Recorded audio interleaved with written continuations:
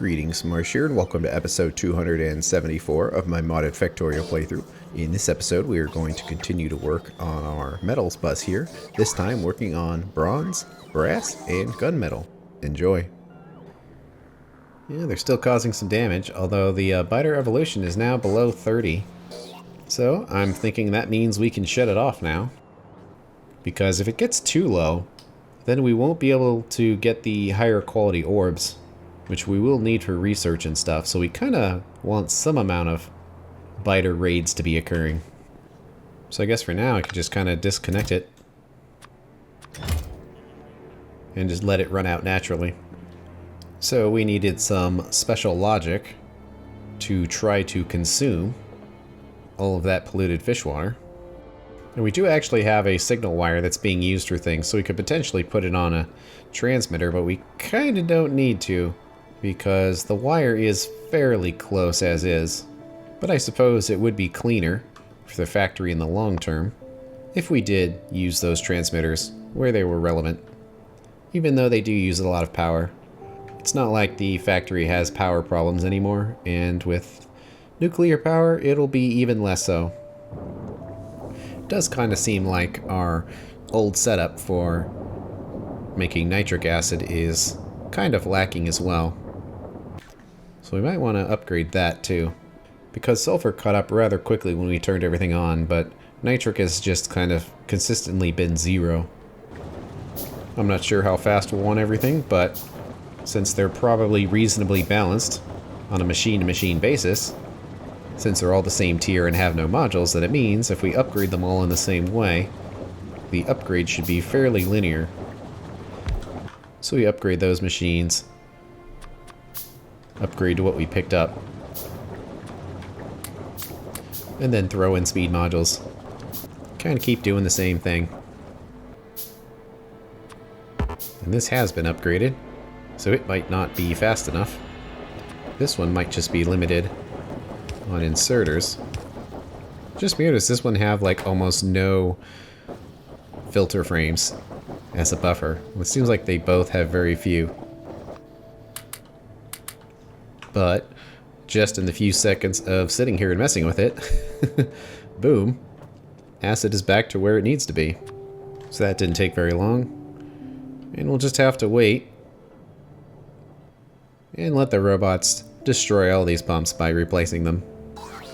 Although maybe that was an aspect of an older version of the mod, so maybe it won't do that anymore. Just the pumps placed from those times are doing that. We shall see.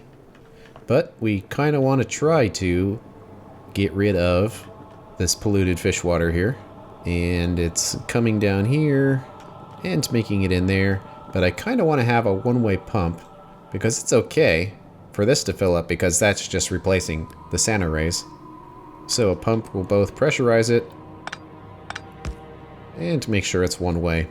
So our logic can control these ones over here. So we'll just toss a transmitter somewhere, hook it up with a wire here so we can follow it, and that's just giving us the polluted fish water level of one of those. And all these other connected tanks are part of the same system.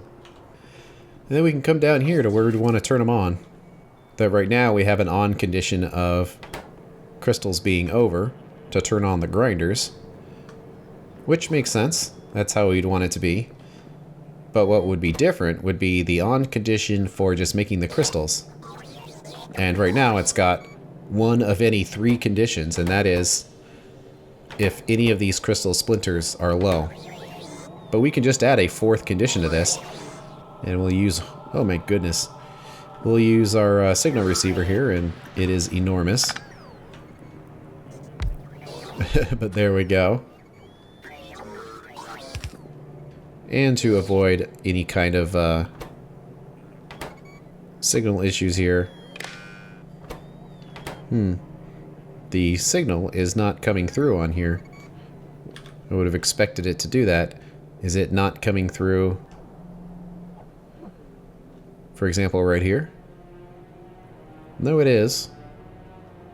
It could just be it's the green wire, that it actually needs to be on the same colored wire. It makes sense. Interesting. I didn't know that's how it works. So the individual colored wires are unique. Well, that is going to add a bunch of junk to this wire right here, and I kind of don't want that to be the case. So we'll do an arithmetic combinator here.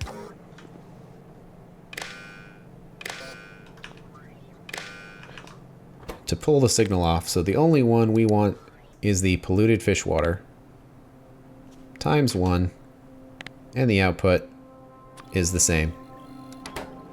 So that puts only that signal on that wire just to keep it clean from everything else that's being transmitted. But now we need one more combinator. Put it right there. And the condition for operation is that polluted fish water is, let's say, above 40,000. If so, it gives a green signal as an output. So now that we hook that up, the polluted fish water has to be over 40. There we go. Because now we're getting 2 on signals. One is because the red crystals are just low. But otherwise, it's to grind out all of that fish water. And why are the red crystals low? Ah. I was like, because they only go down when a train comes through. So if trains don't come through, it's not really using very many. But it actually kind of is, so I bet if we follow this down a bit, we would probably find a drone that has crystals on it. And there it is. And that's being used to make the saw blades for wood, which is kind of a constant and regular use. So that makes sense. So now all of these are going to run, and they're going to be overloaded on all 3. But that's because the purpose of this is not to make crystals. It's to make the polluted fish water go down. Which, now that we're doing that, some of this is starting to run again. And we can see that the level is indeed going down. Not very fast, because these tanks aren't one and the same. But the level is coming down here a little bit because the polluted fish water isn't being consumed here to make crystals. It's being consumed down here, so it actually has to go through all of this first. So there's a bit of some lag in there. It might help to have another pump in there to make it happen faster. And there is space for it, so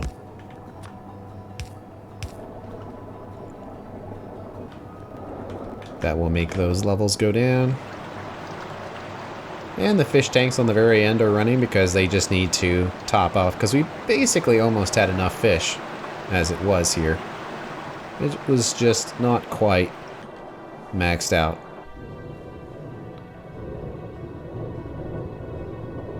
And these are all running to make their dust, which is getting stored in here, and it will get full over time, but not within time frame of just working on these polluted fish waters. We'll have to see. It actually makes quite a bit of polluted fish water to do that. But we also had a pretty big buffer, so that might explain why it's taking a little while. But it's basically running. It should shut off at 40,000. But LTN isn't complaining anymore, which is nice. So the resources must be flowing well. Okay. Well, another thing we're using ingots on the very end here, is to make the silicon powder. But it's not like this setup can make use of productivity modules. So in that sense, there's not a lot to do here. But we do kind of want to match the same speed. And it seems to be 21 a second. I'm not sure why it's exactly 21, because it sure seems like it could be 30.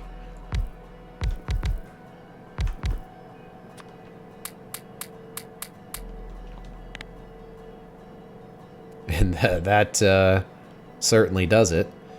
But at the same time, that would require adding a bunch of inserters and stuff, which I'd rather not bother with, since this seems to have been pretty good as is.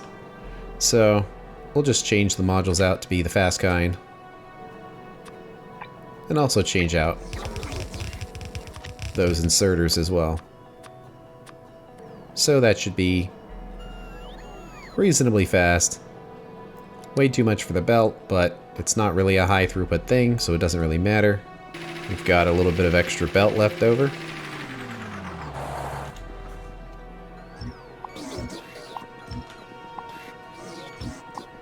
And also a little spot not covered by the network. Actually, a couple of little spots. Since we are here getting everything all nice and cleaned up, we should probably make sure that bots can get absolutely everywhere. Though unfortunately, because of how dense this is in here, they are not going to get to the very center. At least for the logistics requests. But otherwise, the coverage is complete. And because we've been doing 4 full belts of output before, just to make it symmetrical, I'll do the same here.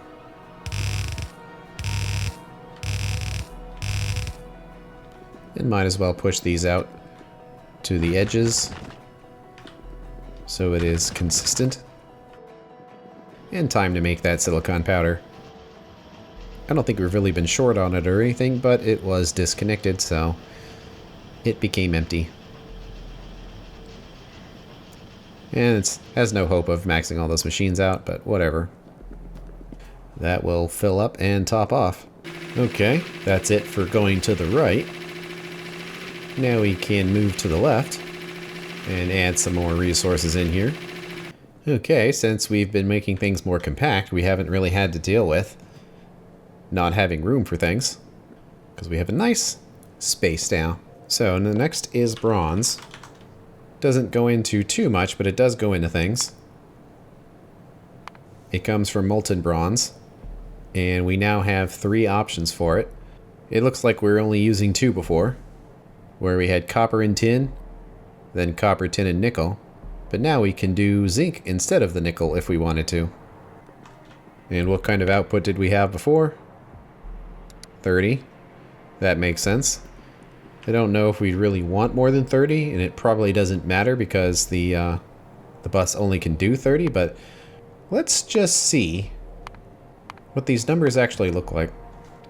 So if we made them from the slowest way, which is copper and tin, and we wanted 30, what would it look like with all of these speed modules? Well, less than 1 machine. So we might be able to prepare for the future slightly, since these inputs are pretty low, by making this 60 instead.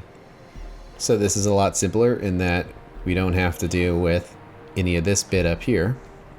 We just need the induction furnaces. Copper and tin goes into all 3 of these. The defining factor is whether nickel or zinc gets added in.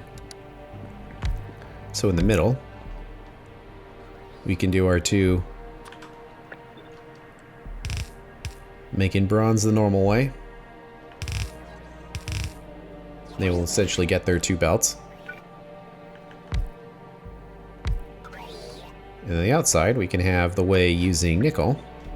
So these 2 are essentially making 720, which makes sense. These make a lot more, but we still need 2 of them because we need 600 to do our plates here. So I'll add some more in here, make this the 3rd way. With zinc, it'll have to get its own 3 belts, and it's the same speed. So as far as this, it's actually pretty inserter limited because of how fast they go. But I think it will just barely work, at least on this side. Although steel seems to work just fine with the 1 and 3 method. So we'll do that. So copper and tin come in. And this machine is much faster, but I imagine a similar ratio will also work, just with the added requirement of 1 inserter for nickel on the other side. And this one will have to do everyone on the same side. So first is copper, the next one will be tin, and they can reach over there. That's seeming pretty good to me. So we'll pick it up and kind of mush it in here a little bit. And then we need 10 casting machines, which is reasonably close to this, in that we can just kind of copy it. But it probably won't fit in the exact same spot, so we'll just kind of find somewhere nice for it to go and say, good enough. We'll keep taking this road out. Unfortunately, we have to do it in this way to properly pick it up. And probably want a second inserter on here if we're going to try to max this out. And then we'll have our 2 belts of output. So set to bronze, with a nice all corners tank in here somewhere. And then we need to get the logic in here for which resource to use when. But that means we don't need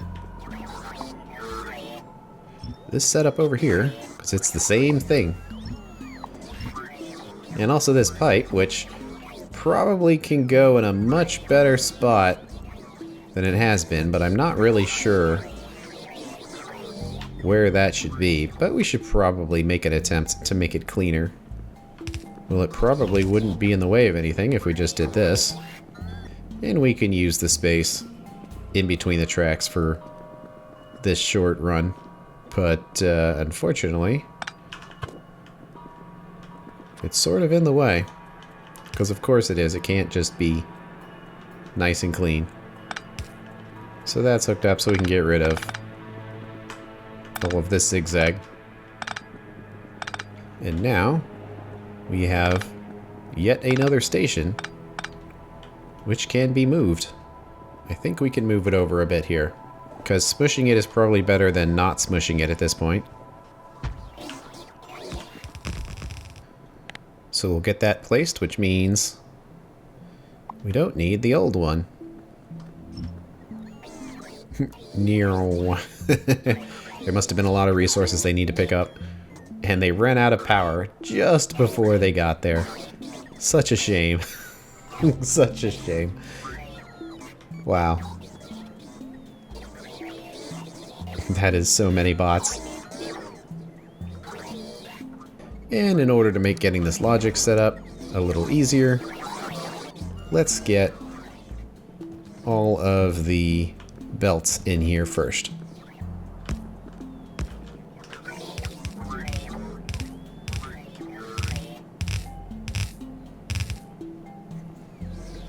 Fortunately, these warehouses are getting too close together, making things a little difficult. Well, it'll be a little weird, but I think we can go around like that. So tin and copper. Now I just need the specialty resources of zinc. And this one is nickel. Well, this warehouse is slightly in the way, but we can sort of hop over it a little bit by kind of doing that. And zinc is way down here. No, the inventory.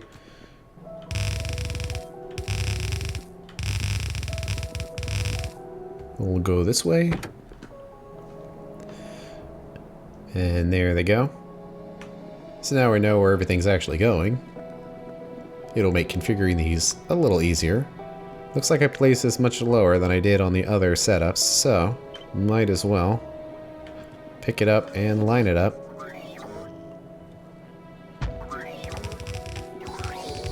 The control logic went on this belt right here.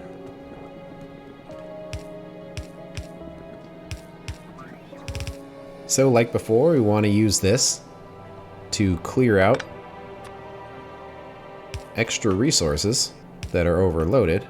And in this situation, it's either zinc or nickel. And certainly nickel is overloaded. So if the nickel ore is more than 60,000, that can turn on. Oh, it's kind of amazing that that wire reaches all the way. But same here, except it's zinc. And zinc is almost overloaded. Well, nickel certainly is. That those will run. Otherwise, we would always want to let the copper and tin hookup go, and then we would control which one ran with the inserters. So of these three, which one would we want to run first? Well, probably the nickel, since that's the one that's always overloaded. And we don't need to control both copper and tin, since all three alloys use both of those.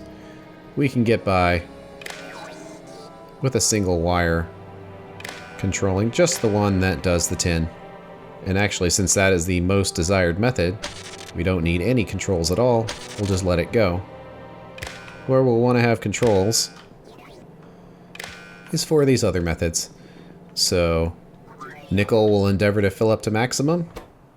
Let's say below 40,000 to use up that zinc. And it's on. And then probably below 30,000 to do the regular method. And is all of this hooked up? Kind of seems like it. Do we have a bunch of junk in here? We do. It's nice seeing trains run again. Bronze plate load with the correct things on the combinators. So we hook everything up and see what happens. Zinc is not running because it's not overloaded yet. It looks like because they are fighting for that same belt, that this one is having trouble getting maxed out. But once that level gets higher, they should stop fighting, because one of them will have a higher priority when this gets to 30,000. And these look like they're still going. Why is that? Oh, it's because it's bronze plates, not molten bronze. And that one is set to molten bronze. So once that machine kind of gets filled up, it will stop using the resources. But we can hook this up now.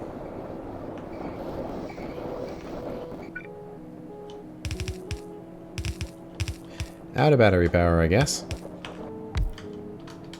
But that's all hooked up. Now that machine is filled up, so it's just running on the nickel. Looks like it's not quite getting the tin fast enough.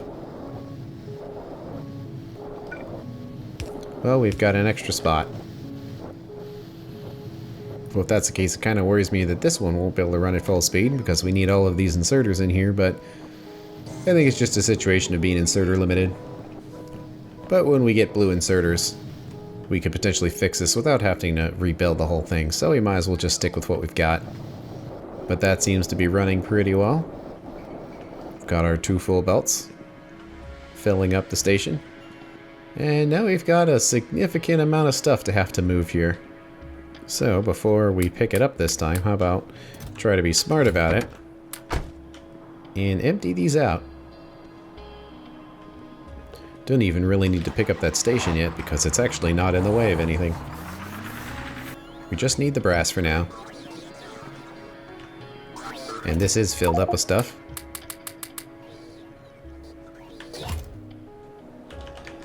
So what about brass? Well, it comes from 3 sources.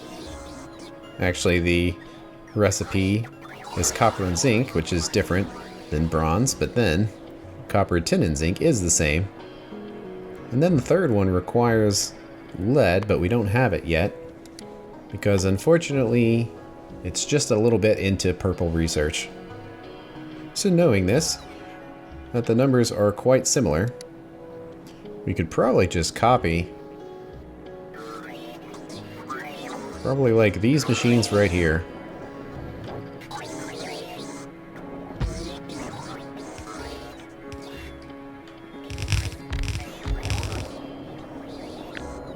And we'll copy the same quantity of these ones as well.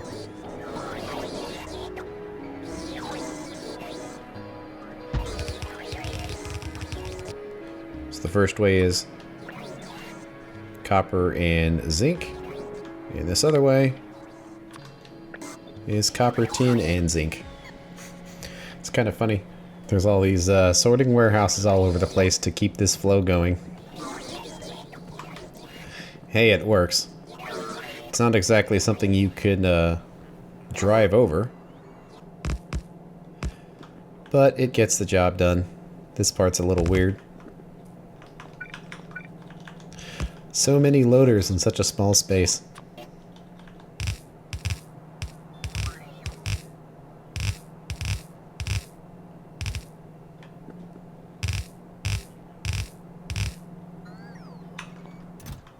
Gotta make sure that these aren't unlimited like that.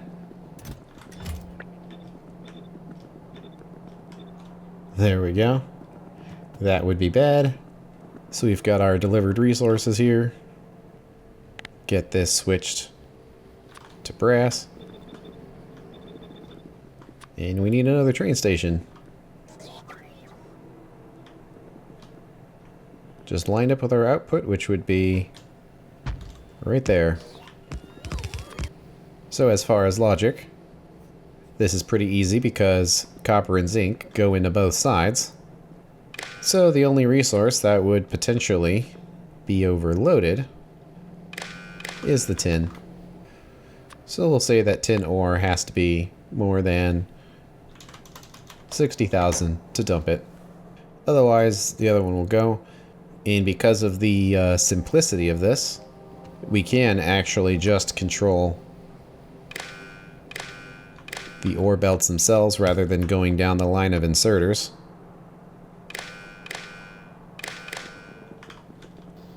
Because this side will always be controlled by this one resource, so that can always run, and then this other side can just be turned on and off based on this. So we'd always want this to run.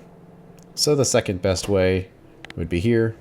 So if molten brass was below 40,000, it can turn on, and they want to.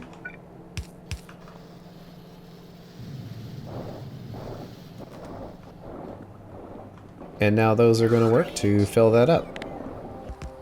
Let's get this robot network connecting to everything. But that doesn't reach right there, so we'll have to put it up there instead. So we should have no gaps in coverage. Yeah, looking pretty good. Those aren't gaps, those are just machines. So, how are the robots doing with the concrete? Well, they're actually doing pretty good. They're still working on it, though. But we're actually getting maxed out on stone now. Which means we should start seeing these crystallizers run. And to an extent they are.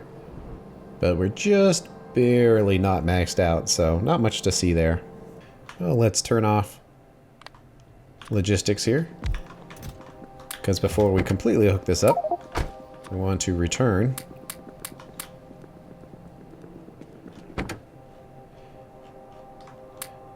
the brass to where it needs to go. And we've got a ton of it left over in our inventory. So we'll slam it in there. Let's get this configured. We're not actually making the LTN train stations, so we gotta place these down. Brass plate load. And get these configured as well.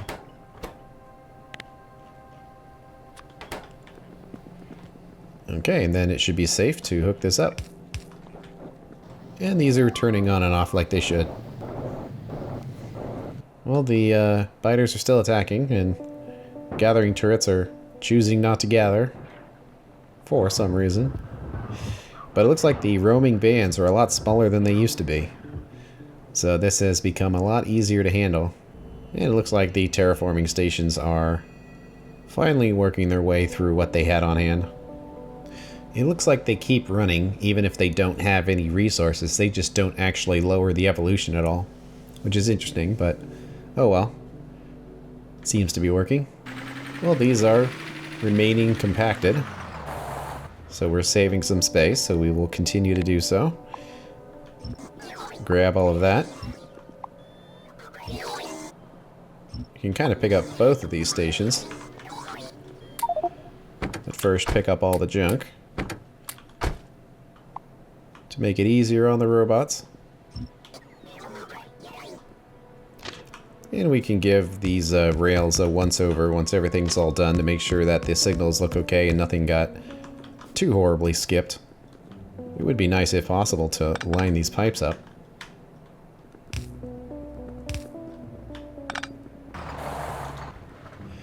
So now we're looking at gunmetal.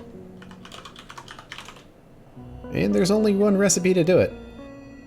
So probably shouldn't have just deleted it all there, although I suppose we probably would have changed a little bit of it. But we'll come in here, say we want 60. And the numbers will probably be quite similar. Pretty much. Where it's 2 machines with the 3 inputs.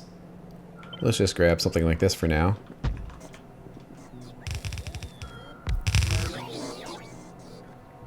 See what we're working with. And we might still be inserter limited to an extent, but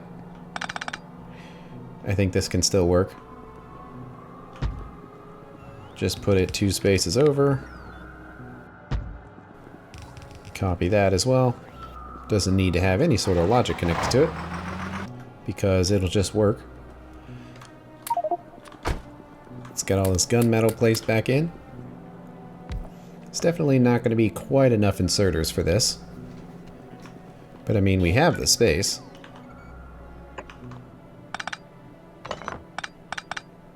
The problem is we would need to have inserters on both sides. Which sounds like an awful lot of work for something we really don't use that often.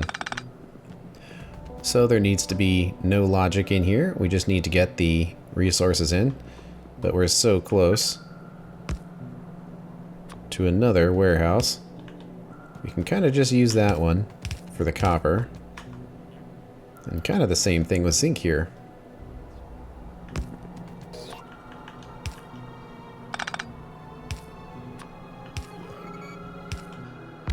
And then also we've got yet another tin warehouse right here. It's becoming more crowded in here than I was expecting, doing all of these, but it's really only a problem with these setups that don't have that much space. These ones over here seem to be doing a lot better, and they're more spaced out than this, but hey, it might be a minefield of warehouses, but if it works, it works. Let's make sure the train stations are set up. Gunmetal plate load. LTN doesn't care, but at least it's easier to understand what's going on when you've actually given stations the proper names. And with this, we should be able to test it out here. Although these are set to the wrong recipe. Gonna do that and clear out all the bad stuff.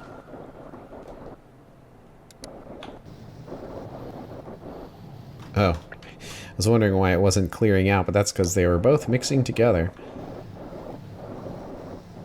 One was fighting the other, but I think they're good now. So it's just buzzing through the resources, making the gunmetal. And these weren't completely empty, but it's working on filling that up there. We've got nice robot coverage so far. And they're busy at work, continuing to place concrete. The ore bus is doing alright. Iron and copper is kind of balanced out now, as you would expect. Manganese is almost maxed out completely, so clearly having that priority for iron is really adding up. And for once, nickel isn't actually maxed out anymore, although it's pretty close. I would imagine once we start hooking all this stuff up, it is going to start to balance out again. It just needs a little while to catch up, but I think we're looking pretty good here. I like how we're gaining space, so we can push this back a bit. Oops, we still need an LTN combinator.